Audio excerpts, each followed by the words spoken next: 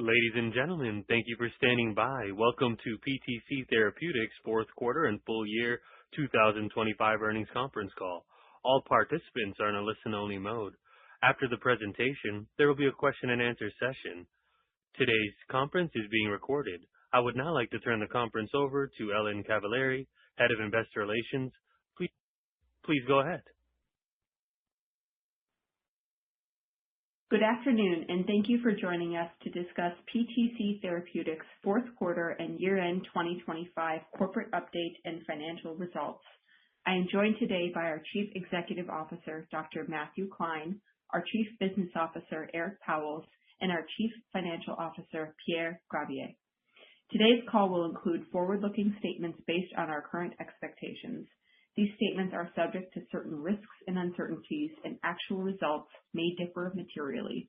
Please review the slide posted on our investor relations website in conjunction with the call, which contains information about our forward-looking statements, and our most recent annual report on Form 10-K filed with the SEC, as well as our other SEC filings, for a detailed description of applicable risks and uncertainties that could cause our actual performance and results to differ materially from those expressed or implied in these forward-looking statements.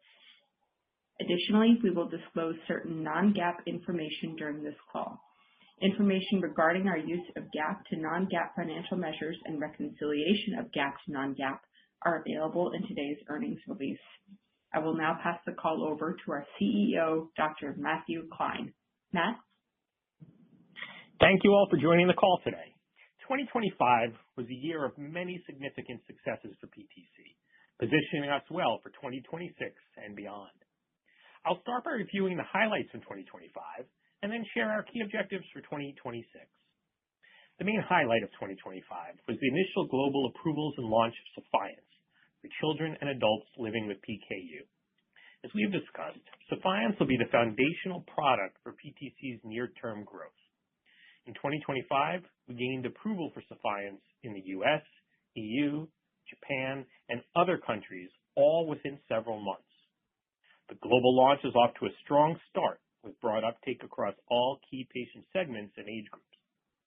In 2025, we also made a number of advances in our R&D pipeline, including achieving positive results from the phase 2 PIVOT-HD study of votoplam and progressing a number of early-stage programs, including those from our RNA splicing platform. And in 2025, we delivered another year of strong revenue performance.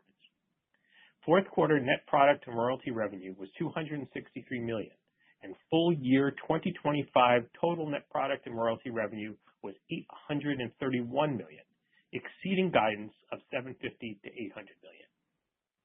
Total revenue includes $587 million of net product revenue, with solid contributions from our mature products and from the early Sephience launch. For Sephience in the fourth quarter, we achieved $92 million in revenue, and for 2025 since launch, we achieved $111 million, a really impressive start.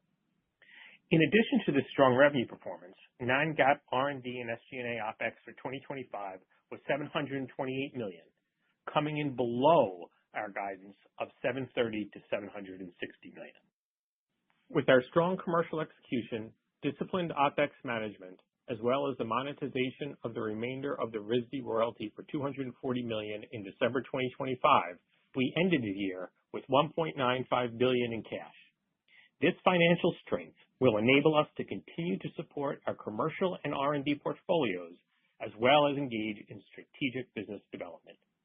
For 2026, we are providing product revenue guidance of $700 to $800 million, with the majority coming from Sephience.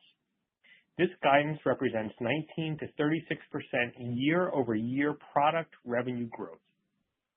The 2026 revenue guidance excludes Evrysdi royalty revenue, given the sale of the remaining portion of the Evrysdi royalty. We are providing expense guidance of $680 to $720 million, and based on our revenue and expense guidance, we have the potential to reach cash flow break-even in 2026, a significant milestone for the company. As we move into 2026, our main focus will be continuing the strong momentum of the Sephience launch. To date, we have seen broad uptake across all disease severities and age groups. This year, we expect revenue growth through increased penetration in our current markets, as well as expansion into additional geographies. By the end of 2026, we expect to have patients on commercial drug in 20 to 30 countries across multiple regions, including Japan, where we gained approval in December and expect to launch in the coming weeks. Based on Sephience's highly differentiated profile, the large unmet need for adults and children with PKU, and the early broad uptake into all patient segments, we believe Sephience has a potential multi-billion-dollar global revenue opportunity. In 2026, we also look forward to progress across our R&D portfolio. For the Votoplam Huntington's disease program, an end-of-phase 2 meeting was held with FDA in the fourth quarter of 2025, where alignment was reached on the phase 3 study design. Novartis will be initiating the phase 3 trial, INVEST-HD, in the first half of this year.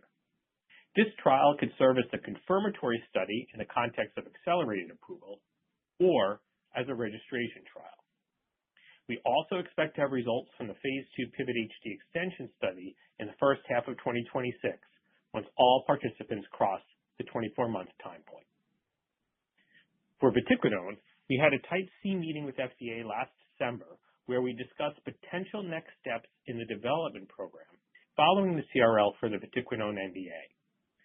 FDA has indicated that an additional study will be necessary to support NDA resubmission and stated in the meeting minutes that this study could be a single-arm study with a natural history comparator group. We plan to meet with FDA in the second quarter to align on the protocol for this open-label study, including a matching strategy for the natural history control arm. In 2026, we expect to advance several programs from our innovative R&D platforms, RNA splicing and ferroptosis and inflammation. We expect to elect a development candidate for our MSH3 program for HD and myotonic dystrophy, as well as to advance some of our earlier preclinical programs. From our inflammation platform, we look forward to initiating the phase 1 study for our NLRP3 program by mid-year and to potentially elect a development candidate for our ferroptosis Parkinson's disease program, as well as our NRF2 activator program. In summary, with our robust commercial engine, innovative R&D programs, and strong financial position, we look forward to a successful 2026. I'll now turn the call over to Eric to discuss our commercial performance, including details on the Sephience launch. Eric? Thanks, Matt. We are incredibly pleased with the strong launch of Sephience, reflecting its differentiated safety and efficacy profile, and the experience and preparation of our global commercial organization. The PTC team has delivered on all key aspects of the early launch. Our customer-facing team's engagement across all key segments, including centers of excellence, healthcare providers, payers, and patient advocacy groups, has accelerated adoption of Sephience following FDA and EMA regulatory approvals. The breadth of adoption we are seeing across all patient segments in the first few months of the launch is highly encouraging. In the fourth quarter of 2025, global Sephience revenue was approximately $92 million, including $81 million in the U.S. and $11 million ex-U.S. Sephience generated $111 million in revenue worldwide in 2025 since launch, and is expected with the U.S. accounting for the vast majority of the revenue. As of December 31st, 2025, we had 946 patients on commercial therapy worldwide, and in the U.S. received 1,134 patient start forms. As Matt mentioned, we are seeing uptake from the full spectrum of the disease severity and patient age, including therapy-naive adults. We are also seeing breadth in terms of prescription base, with 80% of PKU centers of excellence in the U.S. having written prescriptions for one or more patients. We are hearing positive feedback from healthcare providers highlighting broad adoption and have seen many patients of various disease severities, treatment histories, and all ages, from newborns to 80-year-olds. We are pleased to see that treatment-naive adults, many who have been called lost to follow-up, or those who have tried and failed therapies in the past, have actively been seeking Sephience in the initial stages of the launch. While it's still early, we continue to see high refill rates and low discontinuation rates, which we view as an important sign of building on the launch momentum. Importantly, the PKU community has been very active on social media, playing a meaningful role in sharing real-world experiences, driving awareness, and influencing other patients to engage earlier with their healthcare providers. We continue to see favorable payer mix dynamics, with the majority of prescriptions covered under commercial payer plans. Importantly, the Amplify head-to-head study demonstrating significant superiority over BH4 has been well received by payers, who are supporting open Sephience access with very few barriers, including no step edits and 12-month refills before reauthorization. Our teams are also working on geographic expansion of the launch outside the U.S. We achieved regulatory approval in Japan in December and are finalizing pricing and reimbursement. While the U.S. continues to be the main driver for growth near term, we expect Sephience commercial patients to come from 20 to 30 countries by year end, steadily building international presence in terms of both revenue and patients. In Europe, we have submitted health technology assessment dossiers for pricing and reimbursement in key markets and are leveraging paid early access programs for PKU patients to receive treatment as we finalize pricing negotiations.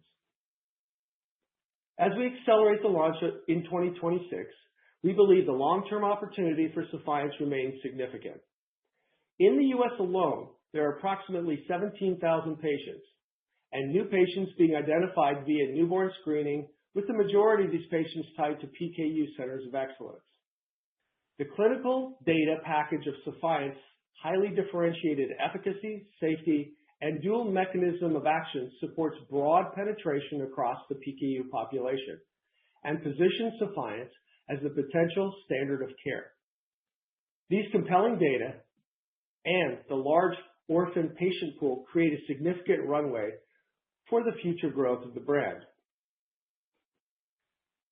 In the fourth quarter and throughout 2025, we continued to generate revenue from our more mature products, including the DMD franchise, given our ability to successfully defend Translarna and Emflaza despite significant headwinds. In conclusion, we are very pleased with the exceptional results delivered by the customer-facing teams in 2025.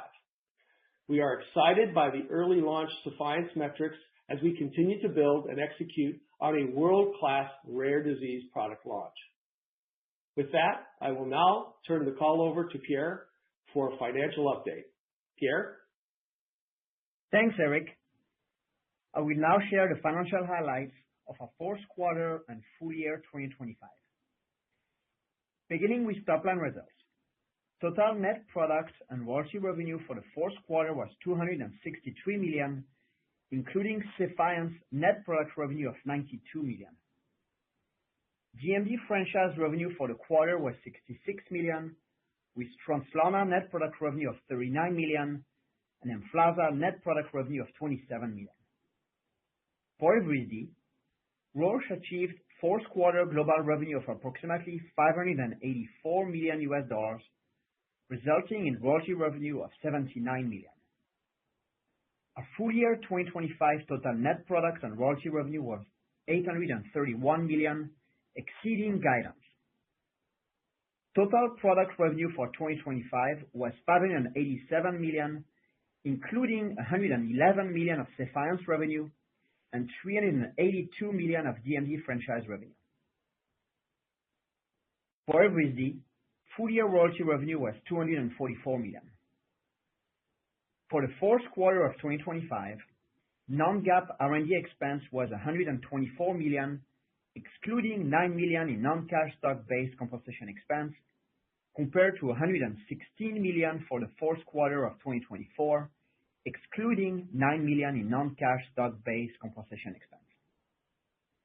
Non-GAAP SG&A expense was $87 million for the fourth quarter of 2025, excluding $10 million in non-cash stock-based compensation expense, compared to $76 million for the fourth quarter of 2024, excluding $8 million in non-cash stock-based compensation expense. In December 2025, we sold the remainder of our Evrysdi royalty to Royalty Pharma for $240 million upfront and up to $60 million in sales-based milestones. Importantly, we maintain the right to receive a $150 million milestone from Roche based on single-year Evrysdi sales of $2.5 billion. Based on the prior accounting method for the royalty, we will continue to show Evrysdi on our financial statements. However, there will be no cash proceeds for PTC. We have provided product revenue guidance for 2026 of $700 million to $800 million. This represents 19 to 36% product revenue growth from 2025. We anticipate non-GAAP R&D and SG&A expense for the full year 2026 of $680 to $720 million, excluding estimated non-cash stock-based compensation expense of $95 million. Based on this revenue and OpEx guidance, we have the potential to reach cash flow breakeven in 2026. Cash equivalents and marketable securities total $1.95 billion as of December 31st, 2025, compared to $1.14 billion as of December 31st, 2024. A strong financial position provides a solid foundation to pursue our strategic objectives, including supporting our commercial and R&D programs, as well as potentially pursuing business development opportunities. I will now turn the call over to the operator for Q&A. Operator? Thank you. As a reminder, to ask a question, please press star 11 on your telephone and wait for your name to be announced. To withdraw your question, please press star 11 again. One moment for questions. And our first question comes from Kristen Kluska with Cantor Fitzgerald. You may proceed. Hi, everyone. Thanks for taking the questions, and congrats on a really strong start for the Sephience launch. So first question for me, I just wanted to ask what's baked into your internal and external guidance for Sephience sales this year? Understandably, most of the sales will come from the U.S., but I would imagine if you're going to be in 20 countries versus 30, that will have an influence as well. So anything you can guide us for what's baked in, and if you would consider this conservative at this stage? Yeah, Kristen, thanks so much for the questions. So as you indicated, the total, so the revenue guidance this year is strictly product revenue, as we highlighted in the call, of $700-800, which is 19 to 36% growth over last year. We expect the vast majority of it to be from Sephience. The remainder, obviously, from our more mature products, as we said, will continue to have headwinds on the DMD franchise, including a larger number of generics in the U.S. from Emflaza and such. So we've been conservative in that regard of understanding where that could go. And as usual, as we get more visibility into DMD franchise as we move into the year, we can always adjust and raise guidance as needed. On the Sephience front, we expect the majority of revenue to come from the U.S. With contributions ex-U.S. that should, as Eric and I both highlighted, we expect to have commercial patients in 20 or 30 countries by the end of the year, but we'll expect those revenue contributions to come later in the year. And I'll let Eric go into more detail on those dynamics in just a second, but I'll say that, again, we're still very early in the launch with, a quarter and a half as we ended 2025 with an incredibly strong start. We continue to see great momentum. And with just 2 points on the line thus far, obviously, we'll make adjustments to guidance as needed as we continue to move in the year and have greater visibility on the revenue trajectory. Eric, you want to provide a little bit more color on the rollout globally and the contributions to overall revenue? Yes, and thanks for the question, Kristen. I'll just add, Matt said a lot of different things here, and I think it's really important that you know that the U.S. will continue to drive the vast majority of our revenue during the course of this year. We continue to see very nice momentum in Germany as well, and we have prepared HTA dossiers in Europe as well. So much of this pricing and reimbursement will take place during the course of the second half of the year. We're also really excited that we have the Japanese launch that's coming up in the second quarter. We finalized pricing and reimbursement. We will do that in the next few weeks and anticipate revenue to start in Q2, but more meaningful revenue in the second half.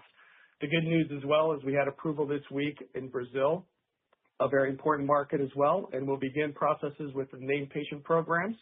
And then, as Matt said, when you potentially add 20 to 30 countries during the course of 2026, incrementally they will be contributing over the course of the second half of this year, but really set us up nicely for 2027.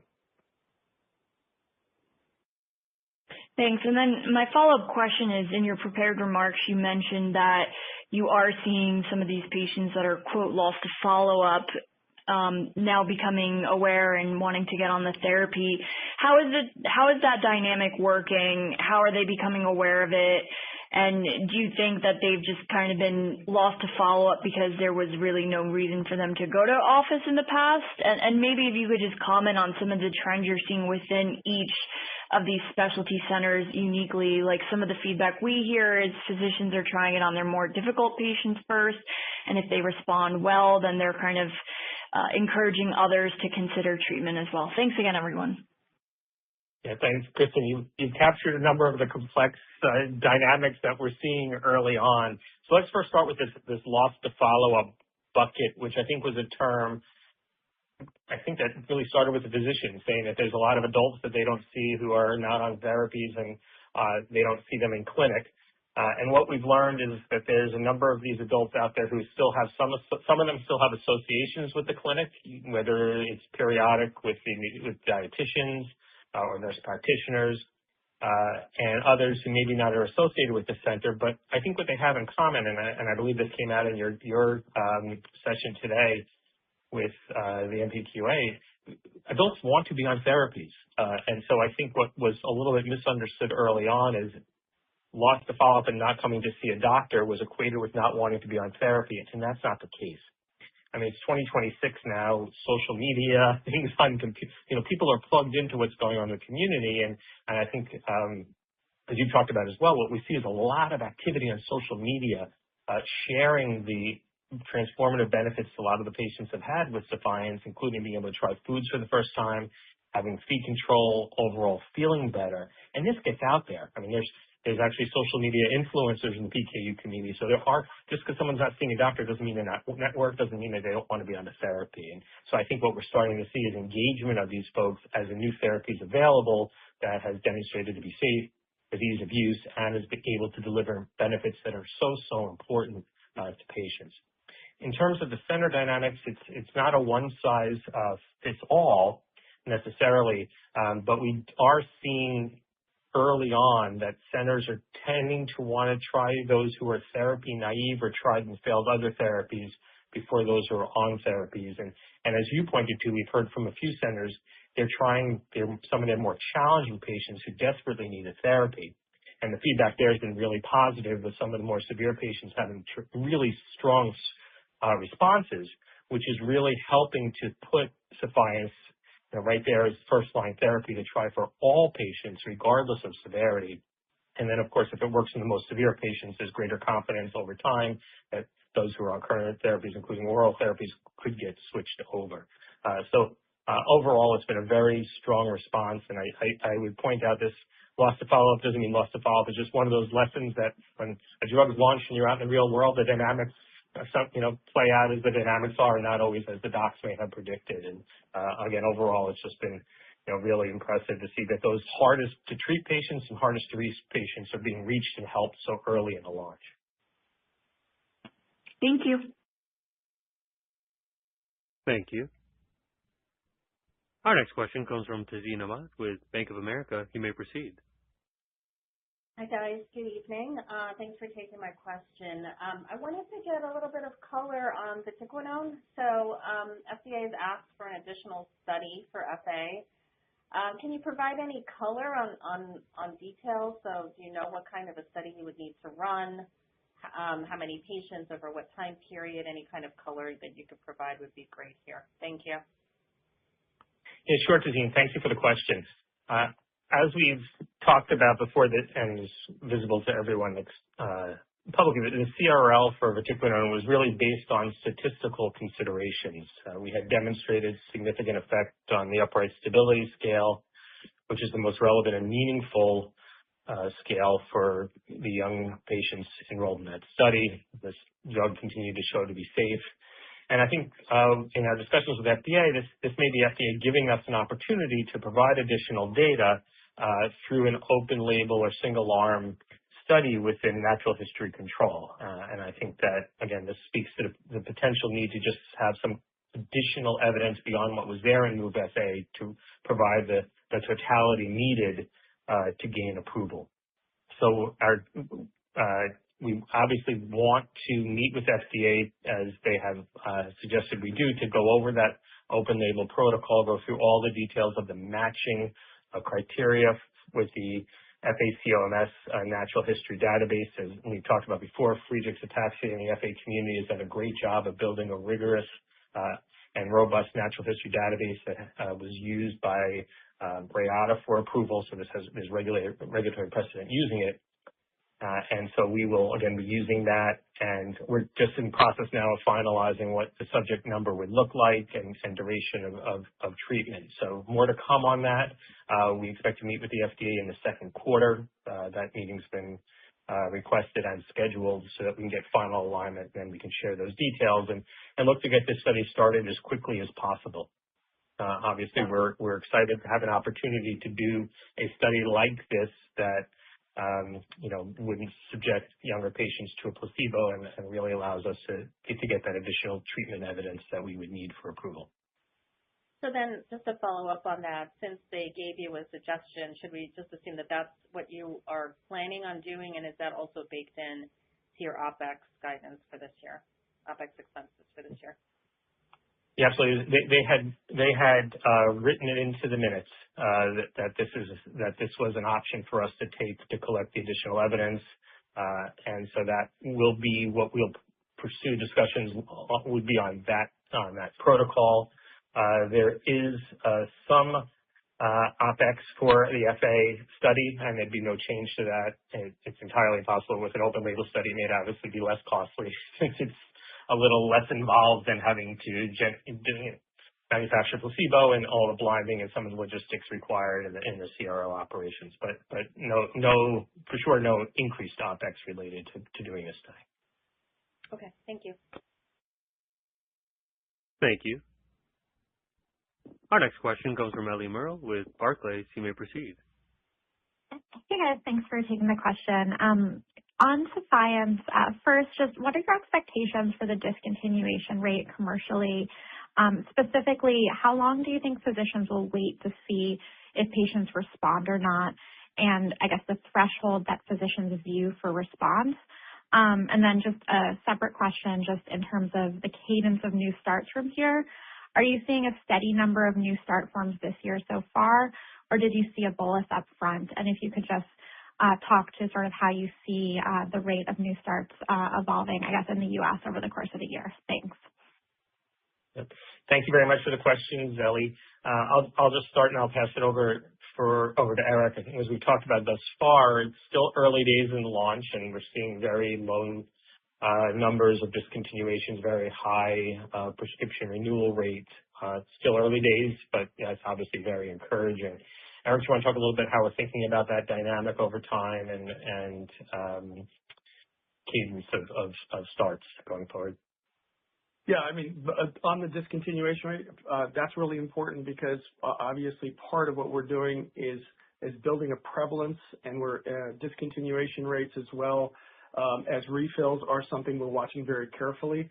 As we've mentioned before, we have very low dropouts, single digits, and usually these are based on patient decisions, not necessarily for clinical reasons, safety or efficacy, which is incredibly encouraging. With regards to cadence, we have gone through, and of course we've gone through the course of the 5.5 months of the launch. We continue to see very nice momentum with new patient starts, and we anticipate that cadence to continue throughout. It is a combination of consistency of bringing in new patients and maintaining the base of patients that we have. by ensuring that our case managers and our teams are involved in making sure that medical education awarenesses, reauthorizations, dose adjustments, and all of that are taking place. So we're very, very confident that not only the momentum that we've had, that we started in the first 5 months will continue, but adding 20 to 30 countries over the course of the second half of the year will bring in meaningful revenue to this truly global launch. Great. Thanks for the color. Thank you. Our next question comes from Brian Cheng with JP Morgan. You may proceed. Hey, guys. Thanks for taking our question this afternoon.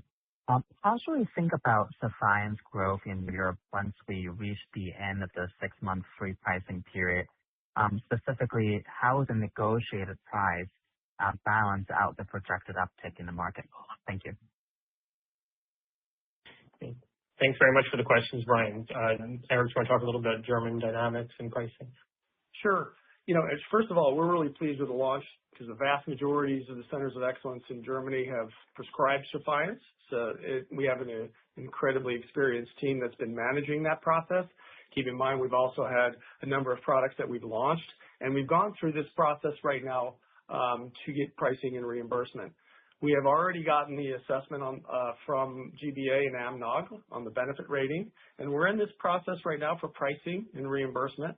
We've submitted our HTA dossier. It has the very strong clinical package right now that includes both all of the affinity data as well as the amplified data, which will give us a lot of really important strength in terms of supporting the highest possible price. These discussions are ongoing, and they will be going for the next 5 to 6 months before we finalize pricing and reimbursement with the AMNOG process. So I think we need to stay tuned, but we're anticipating with the strength of the data that we'll be able to maintain the highest possible list price and lowest rebate. Great. Thank you. Thank you. Our next question comes from Judah Frommer with Morgan Stanley. You may proceed.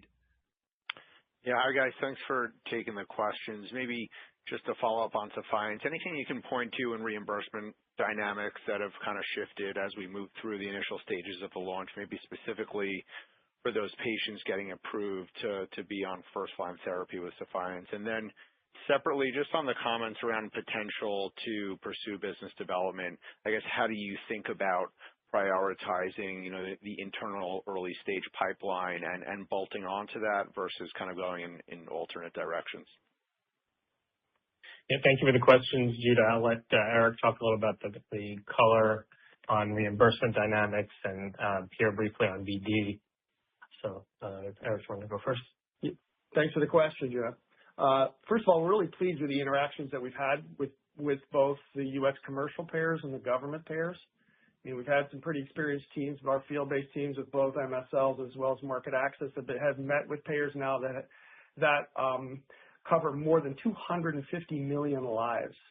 We've been leveraging, again, the affinity data, but more importantly, the amplified data has really, really opened up a lot of good discussion in terms of policies. Government and commercial policies have been written. It's shifted in the positive sense in the context that where they've been written, they've been favorable to Sephience. They're primarily prior authorizations to label. They're either limited or no step edits with refills from 6 to 12 months. And some of the biggest commercial payers have finalized their policies with refills to 12 months and no step edits. So that's very encouraging. In terms of reauthorization, the processes seem to be very straightforward and generally positive. After 6 to 12 months, the criteria seems to be fairly consistent with our clinical results. So they're looking for fee reduction, goal attainment, for dietary needs, as well as potentially the physician or healthcare provider's judgment on clinical improvement. So all in all, I think the shift has been quite positive, and we're seeing now a number of plans both at the government and commercial level that have been favorable to Sephience.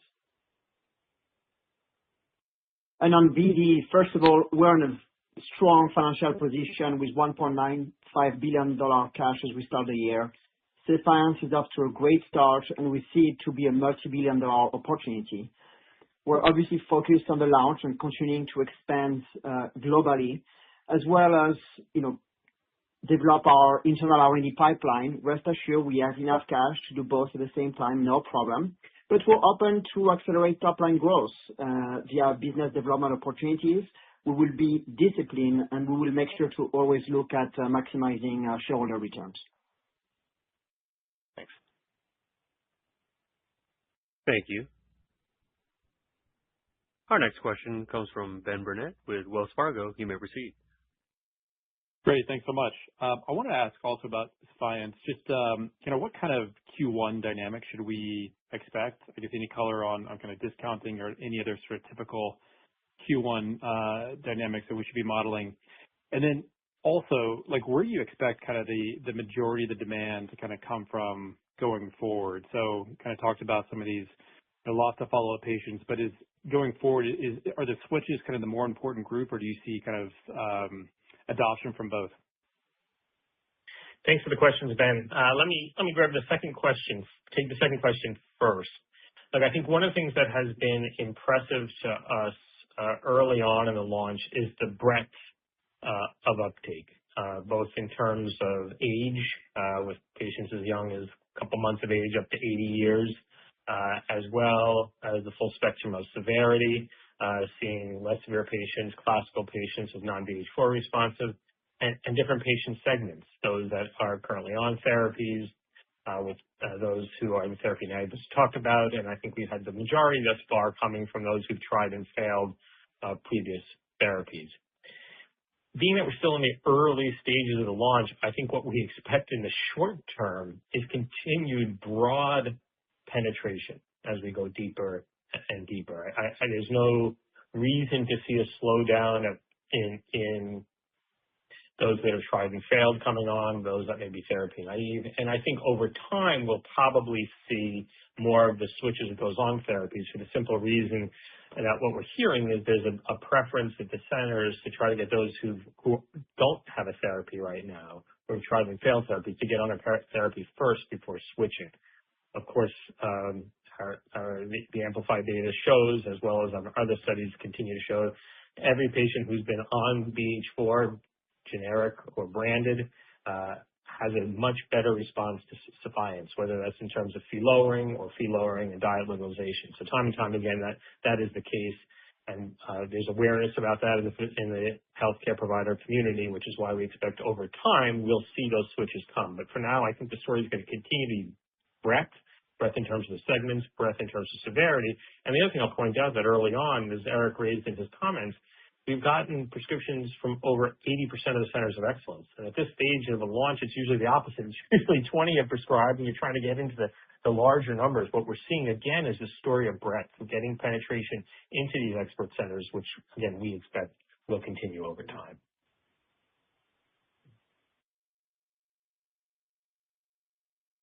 Thank you.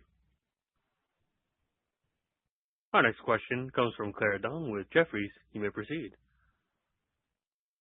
Hey guys, this is Francis Kashid on for Clara. I just wanted to ask, so for Sephience, if you think about Japan and Brazil and these other ex-US, ex-EU markets that you could launch in, how do you kind of force rank those by revenue contribution potential, and then also on timeline to kind of contributing meaningfully?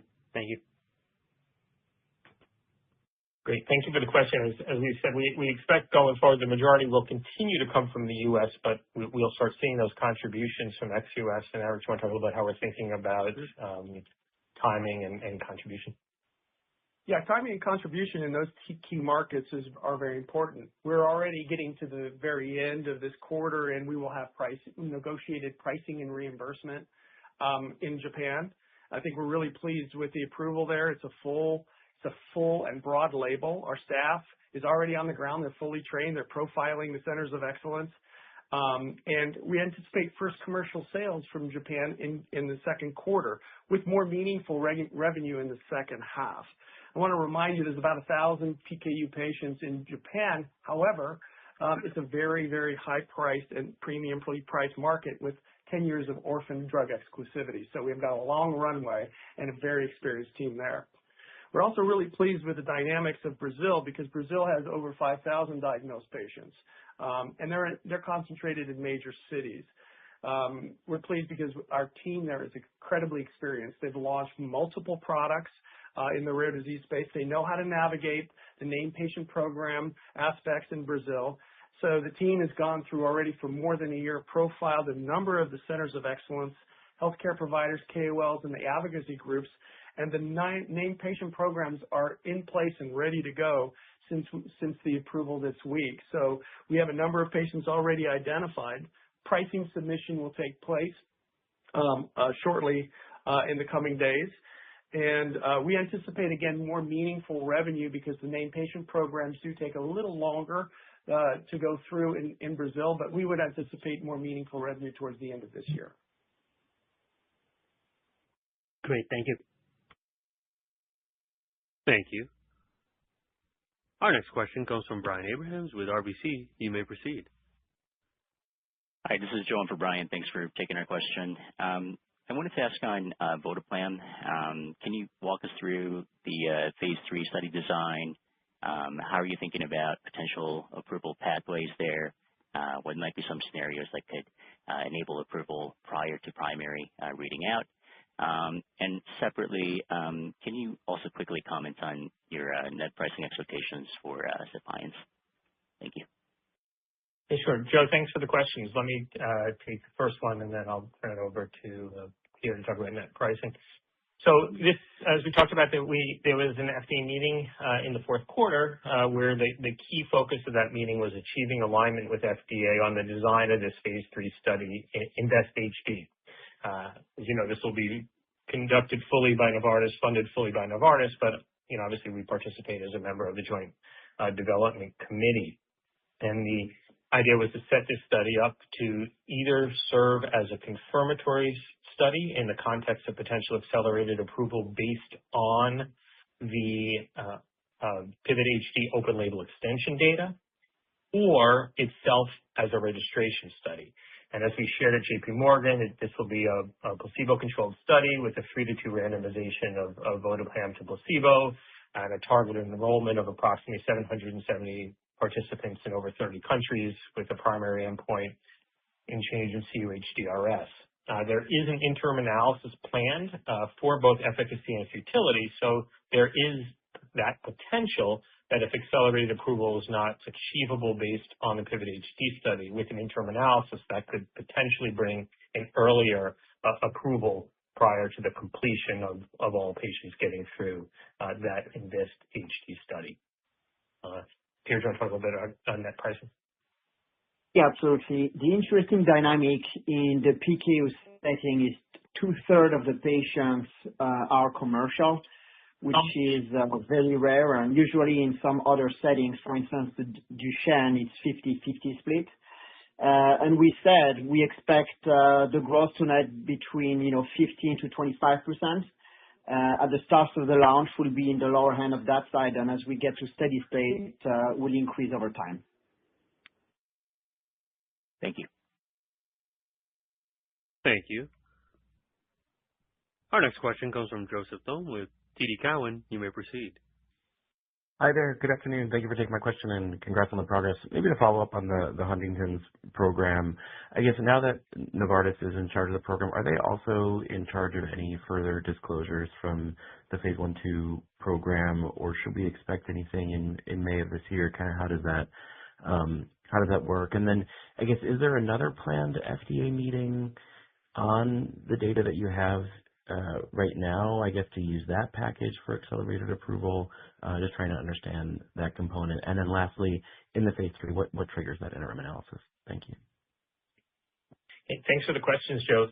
So as we talked about, the other objective of that fourth quarter FDA meeting was to just have a high-level discussion around the potential for accelerated approval, and not surprising, the neurology division in CDER is open to that potential given the significant unmet need for those living with Huntington's disease. I think it's quite clear from the comments we've made publicly and Novartis has made publicly that there's a great enthusiasm in both companies to pursue that pathway based on the data, if that's possible. Clearly, the next step is the analysis of the open label data, which will occur once all subjects cross 24 months. That would give us an opportunity to look at those data, make a decision through the Joint Development Committee, consisting both of Novartis and PTC, whether we believe we have data there worthy of a discussion about accelerated approval. And then, as you can imagine, there would be a subsequent needed regulatory meeting to gain alignment with the division about the data and the potential for accelerated approval. That analysis will be done by Novartis as they're overseeing the program now. We would expect that we would have a disclosure. The details of that will get worked out as we go through the analysis. And as we said, that analysis will occur in the first half of this year. So we would expect to be sharing of the data. Those details are still to come. In terms of triggering the interim, those details haven't been disclosed as of yet. I think the idea, though, is to make sure that there is a sufficient number of subjects that have gotten through a significant duration of treatment to allow for an opportunity to understand if there's a sufficient efficacy signal that could allow for potential stopping or at least a data cut and analysis to support discussions around accelerated approval. Thank you. Thank you. Our next question comes from Sami Corwin with William Blair. You may proceed. Hi there. Thanks for taking my questions and congrats on the progress. I was curious how we should interpret the Translarna sales allowance in France and if we could see a similar adjustment in the future. And then regarding vatiquinone, did the FDA have any recommendations or input as to whether you could use upright stability as the primary endpoint or if they would prefer you to use mFARS? Thank you. Thanks, Amy. On the first question on the Translarna France allowance, this was kind of a unique thing to France. It's a one-time France-specific thing that we had sold Translarna there under an early access program since the beginning of time where we set the price. When the license wasn't renewed, France ended the early access program and set their own price and issued a charge for the difference. So this is something specific to the France early access system. In fact, it's something specific to Translarna that I think would never happen again for any other drug, and it was a one-time thing. On vatiquinone, so I think one of the questions in terms of what the endpoint is will be based on the duration of that study. Because one of the important findings we had in the MOVE-FA study was that certainly over the short term, 12 to 18 months, that upright stability is clearly the endpoint that is most sensitive to capture treatment effect in the population we enrolled in MOVE-FA, which would be consistent with the one that we would enroll in this new study. However, what we saw in the data is that by 18 months, and certainly as we went out to 36 months, we continued to record significant effect on slowing of disease progression. But now that slowing was captured on the other subscales as well, including lower limb and upper limb.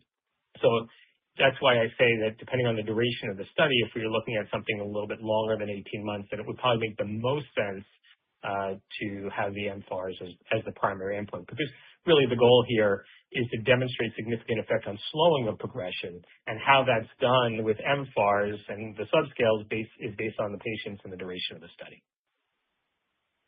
Very helpful. Thank you. Thank you. Our next question comes from Jeff Meacham with Citigroup. You may proceed. Hey, guys. Good afternoon. This is Jarway Odd for Jeff.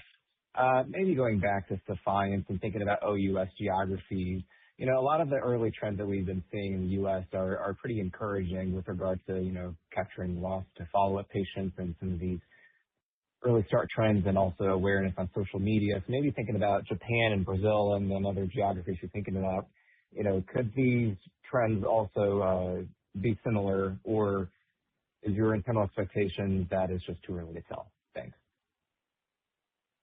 Thanks, Jarway, for the questions. I would say that it's probably a little early to tell, but what we do know is true is that patients, regardless if they live in the U.S., if they live in Brazil, or they live in Germany, or they live in Spain, or they live in Japan, UAE, they're networked. There's social media networks everywhere. There's patient organizations. There's aggregation of patients. And so there are these communication channels like we're seeing in the U.S. that drive awareness, that enable patients to share the stories of success in trying foods for the first time and such. We see that globally. What may differ, Jarway, in country to country is a little bit of just the dynamics of patients attached to centers. For example, Eric talked about the number of patients in Japan, 1,000. It's much more concentrated, about 12 centers of excellence.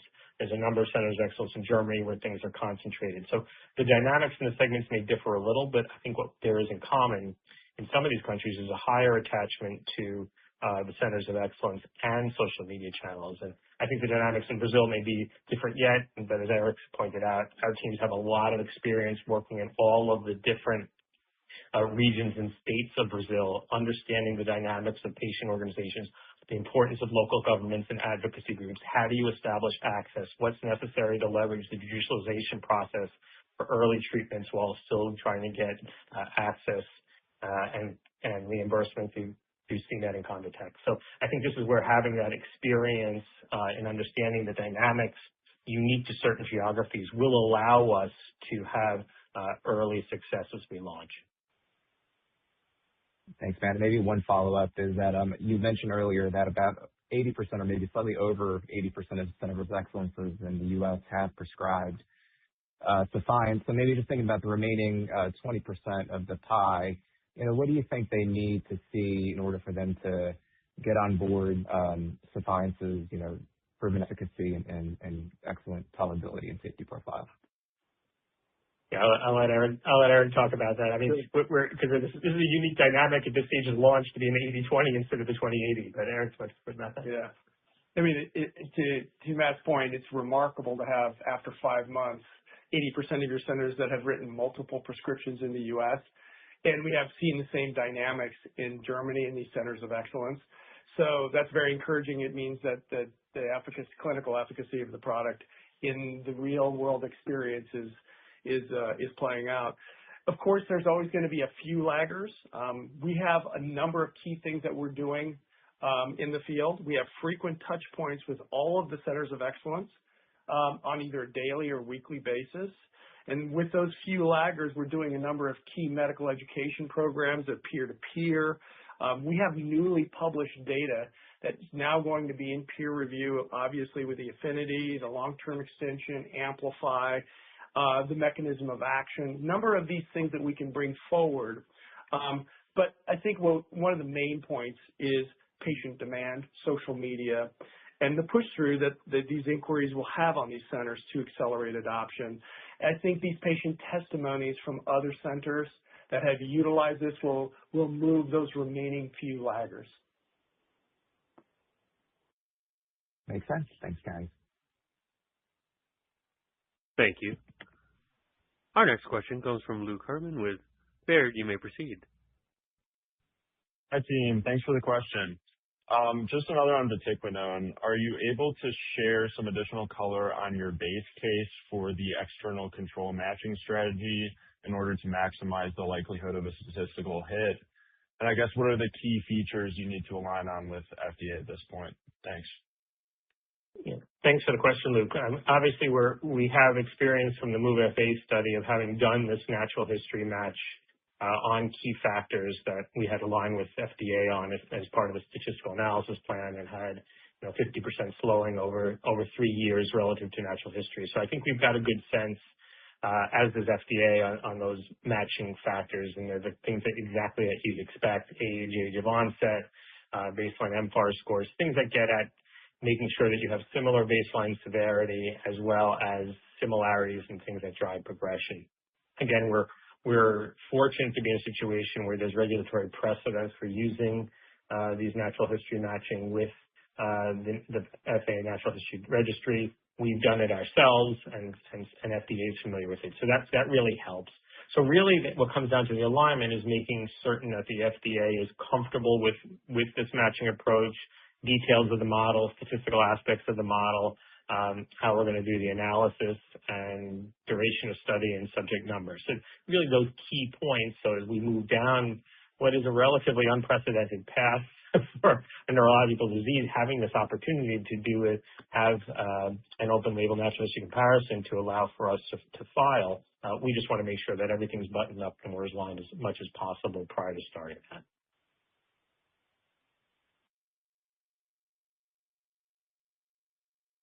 Thank you.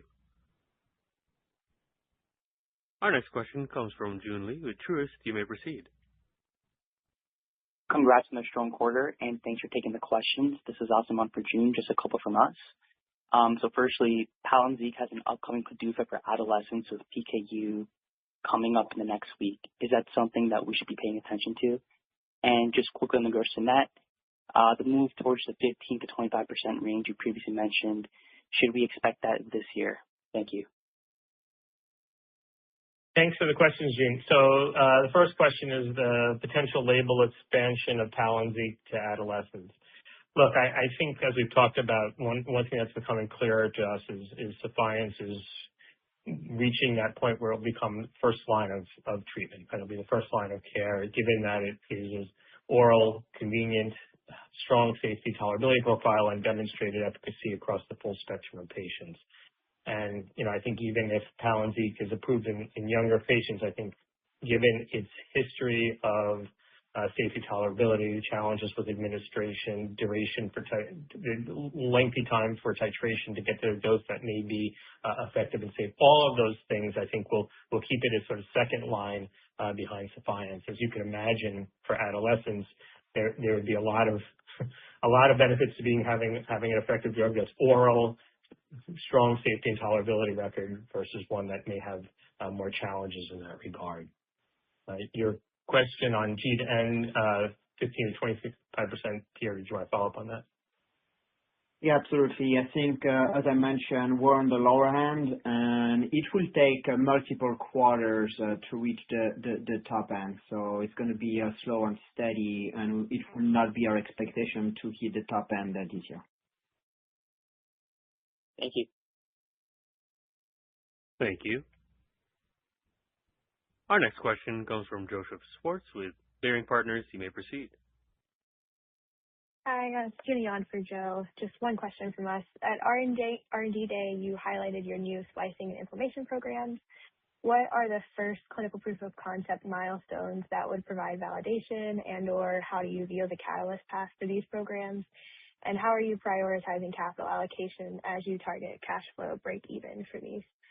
Thanks.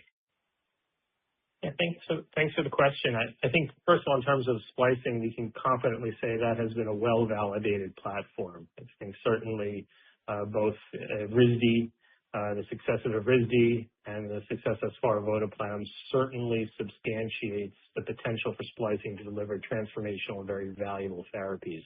So I think as we move through, in terms of specific program validation, as we move forward, we look, as I mentioned in the prepared remarks, we look forward to bringing the MSH3 molecule to development candidate status this year, and then as quickly as we can, trying to get that into the clinic. So the next step really is making sure we have all the necessary preclinical work done and IND-enabling studies done to allow us to move that into the clinic. Similarly, on the inflammation ferroptosis platform, there we've got some clinical stage programs, as we talked about, being able to move into phase 1 within our NLRP3 inhibitor program, which we expect to do by mid-year. The next big stage gates there are your typical phase 1 type things of being able to understand the safety and the pharmacology.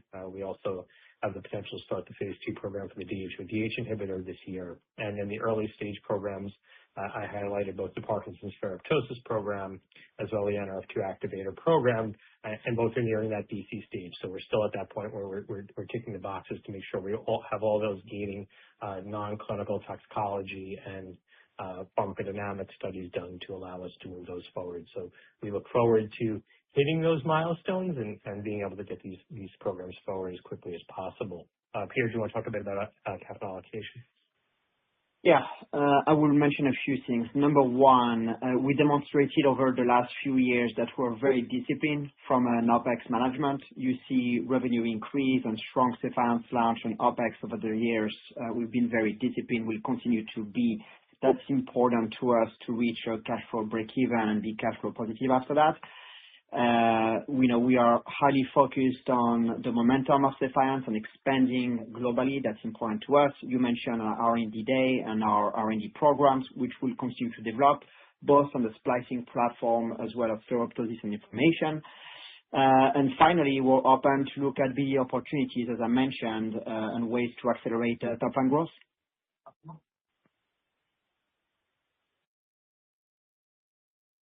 Thank you. Our next question comes from Paul Choi with Goldman Sachs. You may proceed. Hi, good evening. Congrats on all the progress. I also wanted to ask on the early-stage pipeline as well, Matt, which is just with regard to your NFRP program, as you mentioned. Is there a particular area of fibrosis which, in your view, allows for the shortest clinical development time and time to market? And then for your NLRP3 program, I think you guys were still in the stage of indication selection. Can you maybe just comment on what your latest thoughts are on that program and just sort of where your target focus might be? Thank you. Yeah, thanks, Paul. Just to clarify, your first question was on the NRF2 program, is that correct? Yes. Just sort of what area of fibrosis or fibrotic disease, I guess, provides you the sort of easiest or shortest path to market. Yeah, so I think the way we're thinking about it for both programs is two things, right? One is where can we see overlap between the target pathway, the mechanism of drug, and disease state, and then the second is how do we think about that in terms of efficiency and moving things forward. We talked about at the R&D day how our NF2 activator program is pretty unique in that it has a differentiated mechanism of action that has what we like to consider comprehensive NRF2 activation, which modulates both the cellular stress response as well as inflammation pathways. So we're able to see effects, and as we shared data from both kidney studies and I believe lung studies as well, showing great activity and benchmarked to others. So I would say at this point, while we're still doing indication selection there, we should have a beat on that soon. But where we want to go is understand where there's been a clear evidence that by targeting NLF2 the way we can, that we can deliver clinical effect. And obviously, we're going to be in the rare disease realm. And as usual, from a developability standpoint, we'll look for things that have allow us to have objective biomarkers of clinical effect that can not only facilitate the development program, but also get to that acceleration piece you talked about, get confidence early that we're having a meaningful effect that could either open up an accelerated approval portal or allow us to move forward faster in initiating a registrational study. On the NLRP3 front, as we shared at the R&D day, PTC612 has demonstrated really strong potency due to its selectivity, and we benchmarked it to a number of compounds as we shared that day with favorable potency. We talked a bit about that day and continue to believe that our initial targets will be lung inflammation and fibrosis, given the overlap between the NLRP3 pathways and lung fibrosis. So we are still honing in on final indications, but I think our first goal will be at pulmonary fibrotic conditions. Great. Thank you. Thank you. I would now like to turn the call back over to Dr. Matthew Klein for any closing remarks. Thank you all very much for joining the call today. 2025 was a really successful year for PTC. We're excited about the Sephience launch, the R&D platform, our strong financial position, all of which really sets us up for great success in 2026 and beyond. Thank you all again, and have a great evening. Thank you. This concludes the conference. Thank you for your participation. You may now disconnect.